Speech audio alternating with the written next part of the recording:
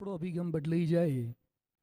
વિદ્યાર્થીના સંતાનના માર્ક્સ કેમ નથી આવતા એ પૂછવું બહુ સરળ છે, પણ આપણે જ્યારે એક્ઝામમાં એપિયર થઈએ ત્યારે કેટલું ટફ છે. અને હવે જે સિલેબસ બદલાયા છે એમાં નથી લાગતું કે કોઈ એમડી એમએસ પણ પાસ થઈ શકે પાછા. અત્યારે જે પ્રકારની નીટ આવી છે અને એ બધાની અંદર આપણે સર્વાઈવ થવું ઘણીવાર કઠિન પડતું હોય છે. તો appreciation, it's a magic touch, એ થોડુંક કરીએ. 5th lesson, ready to tolerate. સહન કરતા થોડુંક શીખીએ, જે અત્યારે તમે બધા અમને કરી રહ્યા છો. થોડુંક સહન કરતા શીખીએ તો પણ આપણા સંબંધો એક સારા બની શકે છે. Day by day intelligence power વધી રહ્યો છે, ટોલરન્સ પાવર રિડ્યુસ થઈ રહ્યો છે. સખત પરિણામો જે આના આવા લાગ્યા છે ઇન્ટેલિજન્સ પાવરને લીધે. હમણાં જ એક ભાઈ મળવા માટે આવ્યા, એનો દીકરો જીદ લઈને બેઠો છે. શેની જીદ? ડોગી લાવવું છે ઘરમાં, અને બીજું એને બાઇક જોઈએ છે. તું સમજાવો. મને કે સમજાવવાનો પ્રયત્ન કર્યો પણ માનતો જ નથી. હવે એમ કહે છે કે તમારે મને બાઇક ન લઈ આપવું હોય તો મને અમદાવાદ રોડ પર લઈ જાઓ, ગાડીમાંથી નીચે ઉતારો અને ફૂલ સ્પીડે ટ્રક આવતો હશે એની નીચે હું જતો રહીશ, પછી તમારે મને બાઇક નહીં લઈ આપવાનું. હી સ્ટડિંગ ઇન 8th સ્ટાન્ડર્ડ, 8મા ધોરણની અંદર અભ્યાસ કરી રહ્યો છે. ટોલરન્સ પાવર રિડ્યુસ થઈ રહ્યો છે. સહન શક્તિ એ કોઈ પણ સંબંધોને ટકાવવા માટે બેસ્ટ માધ્યમ છે. અમારે એક ભાઈને લગ્ન તિથિ હતી, એટલે મેં મંદિરે પગથિયા ચડતા હતા. એટલે બીજાએ મને કીધું કે સ્વામી, આને લગ્ન જીવનના 35 વર્ષ પૂરા થયા. અને આ કોઈ સામાન્ય ઘટના નથી, 35 વર્ષ એમ કેમ પૂરા થયા. એટલે મેં એને અભિનંદન આપ્યા. ઘણા લોકો તો રજત જયંતિ, સિલ્વર જ્યુબિલી પણ ઉજવતા હોય છે. એટલે મેં એને અભિનંદન આપ્યા. પછી મને સહેજે સહેજે સૂઝ્યું, એટલે મેં એને, મારા હાથમાં કોઈ માઇક્રોફોન નહોતું, પણ મેં સહેજે ઇન્ટરવ્યૂ લેતો આમ ધર્યું. મેં કીધું, આપની લગ્ન જીવનની સફળતાનું રહસ્ય એક વાક્યમાં વર્ણવું હોય તો શું કહી શકાય? એટલે મને કે સ્વામીજી, એક વાક્યની એક શબ્દમાં કહું? આ તો તમે તો સારા કહેવાઓ, મોદી કરતાંય સારું સ્પોન્ટેનિયસ જવાબ આપો એવા છો. મને કે એક શબ્દમાં. મેં કહ્યું શું? મને કે સહન શક્તિ. સહન શક્તિ. સમજ શક્તિ વધે અને સહન શક્તિ વધે તો કોઈ સંબંધો લગભગ તૂટે નહીં. રેડી ટુ ટોલરેટ, એમાં શબ્દ સહન કરવા પડશે. ઘણીવાર આપણે એમ માનીએ છીએ કે મને કોઈ કહી જવું જોઈએ નહીં. ફ્રેઝાઇલ બની જઈએ છીએ. સીતા સાચા હતા અને સારા હતા, છતાં પણ એક ધોબી બોલી ગયો ને કે રાવણના ત્યાં રહી આવેલી બાઈને રામ રાખે હું ન રાખું. સીતાએ રાવણનો સ્પર્શ પણ કર્યો નથી, 4 આંખો ભેગી કરીને જોયું પણ નથી, છતાં સીતાને પણ અપશબ્દો બોલનારો વર્ગ સમાજમાં હોય છે. આપણે સાચા સારા હોઈએ તો પણ શબ્દો સહન કરવા પડે. લક્ષ્મણ સીતાની સેવા કરવા જ માટે ગયા હતા, છતાં પણ રામ કહીને ગયા કે ભાઈ તું ભાભીને છોડીને ન જતો. એટલે લક્ષ્મણ ત્યાં રહે છે અને પેલા મારી છે કપટ કર્યું, અને હે લક્ષ્મણ બચાવો, હે સીતે બચાવો બૂમ મારી. એટલે સીતા કહે છે બચાવ માટે જાઓ, તમારા ભાઈ તકલીફમાં જ. લક્ષ્મણ કહે છે મારા ભાઈનું નામ લેવાથી લોકોની તકલીફ મટે તો મારા ભાઈને તકલીફ હોય જ નહીં. અને એવા સમયે સીતા જે અપશબ્દો બોલ્યા છે, કટુ શબ્દો બોલ્યા છે, દૃશંસ કુલપાંશન. વાલ્મીકી રામાયણમાં સીતાના મુખમાંથી આ શબ્દો વાલ્મીકીજીએ લખ્યા છે કે લક્ષ્મણ, મને ખબર છે કે તારી દાનત ખરાબ છે. તું 13 વર્ષથી અમારી ભેગો એટલે ફરે છે કે રામ મરી જાય તો હું તારી સાથે લગ્ન કરું એટલે ફરે છે ને. હું મરી જઈશ પણ તારી સાથે તો ક્યારે લગ્ન નહીં કરું. હવે આ લક્ષ્મણ એ છે કે જેણે 13 વર્ષમાં સીતાના ચરણથી ઉપર નજર કરીને જોયું નથી, જે પોતાની ઉર્મિલાને છોડીને આવ્યા છે, જે સીતાને માતા તુલ્ય વ્યવહાર કરે છે. એ લક્ષ્મણને પણ આવા શબ્દો સહન કરવા પડે છે. અને પાછા સીતા બોલી જાય આવા શબ્દો. આપણને શૂળપંખા બોલી જાય એની બહુ તકલીફ ન હોય. સમજાય છે ને વાક્ય? શૂળપંખાઓ તો બોલવાના સ્વભાવવાળી જ હોય, પણ જ્યારે સીતા બોલી જાય ત્યારે આપણને બહુ હટ કરતું હોય છે. તો શબ્દ થોડાક સહન કરીએ, અને લક્ષ્મણે સહન કર્યા તો સંબંધો ટક્યા છે. થોડાક સ્વભાવ સહન કરવા પડશે. પ્રકૃતિ, અલગ અલગ માણસોની પ્રકૃતિ સહન કરવી પડે. ભગવાન સ્વામિનારાયણ ગઢપુરમાં એક મંદિર કરતા હતા. એમાં મંદિર નિર્માણમાં પથ્થર ઉપર ચડાવવાના હતા, પથ્થરનું ઘડતર કામ. એમાં બપોરનો સમય થયો હશે જમવાનો. ત્યાં નિષ્કુળાનંદ સ્વામી એક પથ્થર લઈને એક કાઠિયાવાડી બેલું લઈ અને કડિયાને આપ્યું. કડિયાએ બેલું હાથમાં લીધું, નિષ્કુળાનંદ સ્વામીના હાથમાં હતું ને કડિયાએ લેવાની ના પાડી દીધી. નિષ્કુળાનંદ સ્વામી કે લે, એ કે જમવાનો ટાઈમ થઈ ગયો, હવે ના લેવાય. પાલક પર પેલો ઊભો છે, પેલા સંત નીચેથી હાથ લંબાવે છે કે ભાઈ મારા હાથમાં છે, ઉપર મૂકી તો દે, તો સાંજે ફરીથી મારે પાછું આપવું નહીં. એટલે એને લીધું અને ઉપરથી નીચું ઘા કરીને નાખી દીધું. કેટલું દુઃખ થાય. મંદિરનું મમત્વ હોય, આટલું એણે કર્યું હોત તો શું જવાનું હતું. બપોરનો સમય થયો, ભગવાન સ્વામિનારાયણ જમવા બેઠા.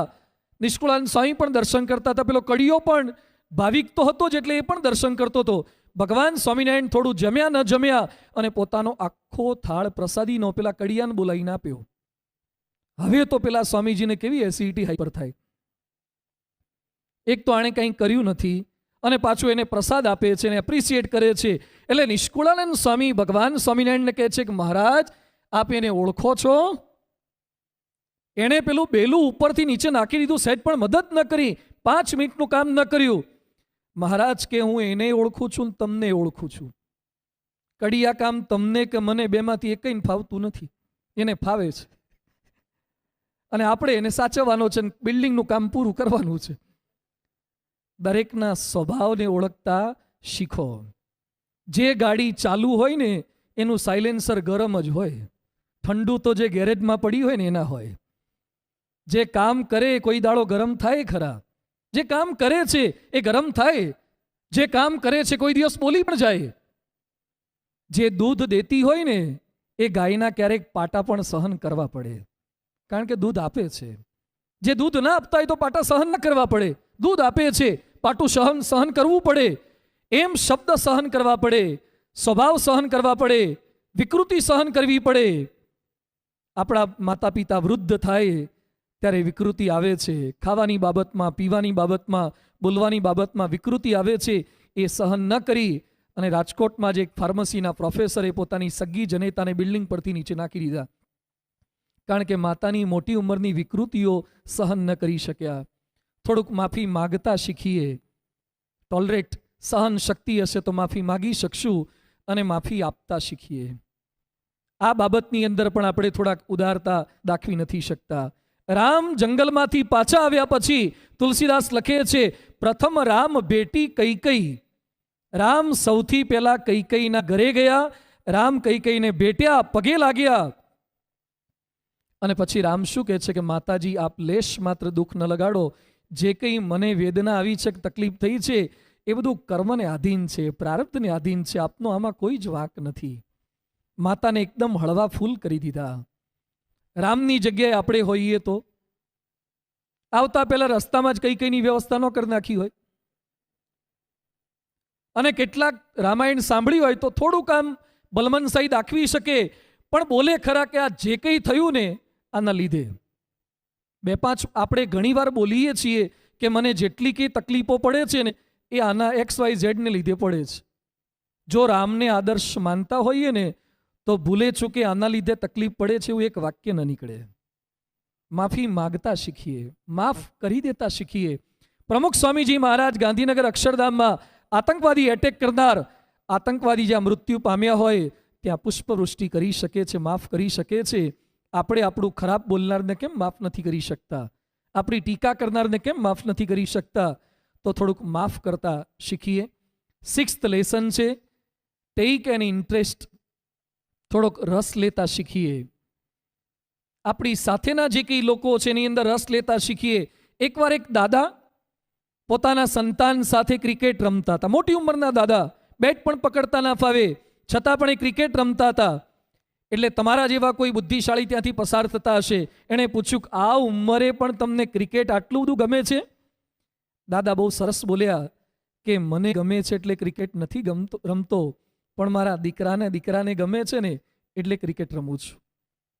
આપણને ગમે એટલી જ ક્રિયા કરે એના સંબંધો સારા ન રહે. જેની સાથે રહો છો ને એને જેટલું ગમતું હોય ને એ બધું ઘણું કરવું પડે તો આપણા સંબંધો સારા રહે. તેમના અભ્યાસમાં રસ લઈએ, તેમની રમતમાં રસ લઈએ, તેમના કામમાં રસ લઈએ, એમના નામમાં રસ લઈએ અને એમને થોડોક સમય આપીએ. ડૉક્ટર તરીકે થોડોક આ ટફ ટાસ્ક છે, સમય આપવાનો અઘરું થતું જાય છે. ઇન્દ્રાનુઈ પેપ્સિકોલાની ચેરપર્સન છે. 2.25 લાખ કર્મચારીઓ એના હાથ નીચે કામ કરે છે અને વિશ્વની સફળ બાઈઓમાં અનેક વખત એનું નામ આવ્યું છે. એના ઇન્ટરવ્યૂમાં પત્રકારે પ્રશ્ન પૂછ્યો ત્યારે શું બોલે છે? હું રોજ મારા સંતાનોને એના અભ્યાસ માટે કે એના ઘડતર માટે સમય આપું છું. જો હું સમય ના આપું તો એક સફળ બિઝનેસમેન વુમન તરીકે સાબિત થઈ શકું, પણ એક સફળ માતા તરીકે નિષ્ફળ ગણાવું. હું સફળ માતા ન ગણાવું. આપણે પણ એક સફળ પિતા તરીકે, સફળ માતા તરીકે પરિવારના સભ્યોમાં રસ લેવાનો છે, સમય આપવાનો છે અને એને સ્નેહ આપવાનો છે. આપણા ઘરમાં કોઈક વાસણ ઉપરથી પડ્યું હોય અને પડતા વાસણનો અવાજ ક્યાં સુધી આવે? પડતા વાસણનો ખખડવાનો અવાજ ક્યાં સુધી આવે? જ્યાં સુધી એને મોમેન્ટમ હશે ત્યાં સુધી આવશે. એને ખખડતું બંધ કરવું હોય તો શું કરવું પડે? પ્રેમથી ખાલી એક હાથ મૂકી દેશો ને તો પણ તરત અવાજ બંધ થઈ જશે. એમ આપણા ઘરમાં કે આપણા વર્તુળમાં કેટલાક માણસો બહુ ખખડે છે ને, અવાજ કરે છે. જરૂરિયાત છે થોડાક પ્રેમાળ સ્પર્શની. પ્રેમાળ સ્પર્શ. કોઈક માણસને વોમિટ થતી હોય ને પાછળ બેસીને શું કરે છે? હાથ ફેરવે છે. કેટલાક માણસો ઉલટી કરે છે. શું કરે છે? ઉલટી કરે છે. કહેતા આપણી ઉલટી વાતો કરે છે. ઉલટી એટલે પેલા સાથે હું નથી જોડતો. કેટલાક માણસો ઉલટી કરે છે, કહેતા આપણી ઉલટી વાતો કરે છે. જરૂરિયાત છે ખાલી પ્રેમાળ હાથ મૂકવાની, ઉલટી કરતા બંધ થઈ જશે. ઉલટી વાતો કરતા બંધ થઈ જશે. થોડોક પ્રયત્ન કરીએ, એનામાં થોડોક રસ લેતા શીખીએ. And second last 7th lesson, be open to offer. એના માટે થોડુંક ઘસાતા શીખીએ, એના માટે થોડોક પ્રયત્ન કરીએ. સિકંદર એકવાર પોતાની સેના સાથે પસાર થતા હતા. ઉનાળાનો સમય હતો, પાણીની સખત તરસ લાગી હતી. એ વખતે સિકંદરના સેનાપતિએ એના હેલ્મેટની અંદર પાણી ભરીને આપ્યું. સિકંદરે હેલ્મેટની અંદર પાણી જોયું અને પછી પ્રશ્ન પૂછ્યો, what for others? What for other soldiers? એટલે સેનાપતિએ મસ્તક નીચું કર્યું જવાબ આપ્યો, સર આટલું જ પાણી છે. હજુ જળ સંચય અભિયાનનો તો પ્રારંભ કર્યો છે, એટલે હાલ તો બધું મળશે નહીં. આટલું જ પાણી તમારા પૂરતું જ છે. અને સિકંદરે પોતાના હાથમાં જે બાઉલ જેવું હેટની અંદર પાણી ભરેલું આવ્યું હતું એ બધું જ પાણી રણપ્રદેશની અંદર નીચે નાખી દીધું અને બોલ્યા કે જ્યાં સુધી મારા સ્ટાફને પૂરતું પાણી ન મળે ત્યાં સુધી હું પાણી પી શકું નહીં. ઓફર. પરમ પૂજ્ય ડૉક્ટર સ્વામી અનેક વખત પ્રસંગ કહે છે. પૂજ્ય પ્રમુખ સ્વામી મહારાજ એમની સાથે ડૉક્ટર સ્વામીને લઈને BAPSના એક બહુ જ મોટા ફંક્શનમાં રાષ્ટ્રપતિને આમંત્રણ આપવા માટે દિલ્હી જતા હતા. પહેલી જ વખત પ્લેનમાં પૂજ્ય ડૉક્ટર સ્વામી બેઠા. પ્રમુખ સ્વામીજી અગાઉ બેઠા હતા. ડૉક્ટર સ્વામીજી પ્રથમવાર બેઠા હતા. પ્રમુખ સ્વામીજીની સીટ વિન્ડો પાસે આવી હતી. ડૉક્ટર સ્વામીજી આઈલમાં હતા. ડૉક્ટર સ્વામીજી પહેલી વાર બેઠા હતા એટલે સહેજે ક્યુરિયોસિટી, જિજ્ઞાસા, માનવ સહજ સ્વભાવ એટલે થોડાક ઊંચા થઈને એમણે બારી બાજુ જોયું. પ્રમુખ સ્વામીજી આ પળમાં પામી ગયા અને સ્વામીજી ઊભા થઈ અને ડૉક્ટર સ્વામીજીને કહે છે, તમે આ બાજુ બેસો, હું તો ઘણી વાર બેઠો છું. ઊભા થઈને એમને બેસાડ્યા. ડૉક્ટર સ્વામીજી આજે વર્ષો પછી અનેક વખત કથામાં પ્રસંગ કહે છે કે હું પ્રથમવાર બેઠો છું, મારી જિજ્ઞાસા છે એને સમજી ગયા અને એમણે પોતાની સીટ મને ઓફર કરી દીધી. બહુ નાની ઘટના છે, પણ આપણી સાથે જોડાયેલા માણસોને આપણે કઈ કઈ રીતે મદદરૂપ થઈ શકીએ છીએ, કઈ કઈ રીતે હેલ્પિંગ હેન્ડ્સની જરૂરિયાત છે, એ પણ આપણા સંબંધો એક સારા કરી શકશે. અને last thing, make the nature of nurture and for nurture. Make the nature of nurturing nature. કેટલાકના ક્રશિંગ નેચર હોય છે, એને ડિસ્ટ્રોય કરવાના નેચર હોય છે, તોડવાના સ્વભાવ હોય છે. આપણો સ્વભાવ સારો સ્વભાવ કઈ રીતે રાખી શકીએ? આપણી હાજરીમાં લોકોનું પોષણ થાય. રામાયણમાં બહુ સુંદર વાત આવે છે. છેલ્લે રામ અયોધ્યામાં પાછા આવી ગયા પછી સમગ્ર લંકાવાસીને ઉપદેશ આપે છે અને ઉપદેશ આપ્યા પછી એક વાક્ય બોલે છે, સુનહુ કરહુ જો તુમ હી સોહાઈ. મેં જે વાતો કરી છે એમાંથી તમને જેટલું યોગ્ય લાગે એટલું પ્રેમથી કરજો અને જ્યારે મારી મદદની જરૂર હોય ત્યારે કહેજો. કૃષ્ણ ભગવાન આખી ભગવદ્ ગીતા બોલ્યા પછી અર્જુનને કહે છે, યથેચ્છસી તથા કુરુ. જેમ તારી ઈચ્છા હોય એમ તું કરજે. નર્ચર કરવાની રીત કેવી છે? પોષણ આપવાની રીત કેવી છે? તો આપણે આપણી પ્રેમમાં જ આપણા સંતાનોને, આપણા સ્ટાફને, ફિટ કરવાનો પ્રયત્ન ન કરીએ, ક્યાંક કહેવાનું થાય તો કઈ રીતે કહેવું, હસીને કહેવું, સાચવીને કહેવું, હસીને કહેવું, સાચવીને કહેવું. કેટલાક લોકો પોતાના મિત્રો માટે અને સંબંધીઓ માટે શું માનતા હોય છે કે એને ક્યારેય ખોટું નહીં લાગે. આ એક વાક્ય છે ને, હંમેશા ડિલીટ કરી દેવું. એને ક્યારેય ખોટું નહીં લાગે. ગમે તેવા માણસને ક્યારેક એવા સંજોગોમાં ખોટું લાગી શકે છે. એટલે ક્યારેય અતિ વિશ્વાસમાં ન રહેવું કે એને તો ખોટું નહીં જ લાગે. લાગી શકે છે, શક્યતા છે, તો નમી દેવું, ખમી લેવું. ક્યાંક નમી દેવાથી પ્રોબ્લેમ સોલ્વ થઈ જાય, ક્યાંક ખમી લેવાથી પ્રોબ્લેમ સોલ્વ થઈ જાય છે, ક્યાંક સાંભળી લેવાથી અને સંભાળી લેવાથી પ્રોબ્લેમ સોલ્વ થઈ જાય છે. સંભાળી લેવું, બાજી સંભાળી લેવી. સંબંધો બગડ્યા હોય, મેં ત્યાં પણ વાત કરી હતી એકવાર, પટેલ ને પટલાણી બે રીસાયા.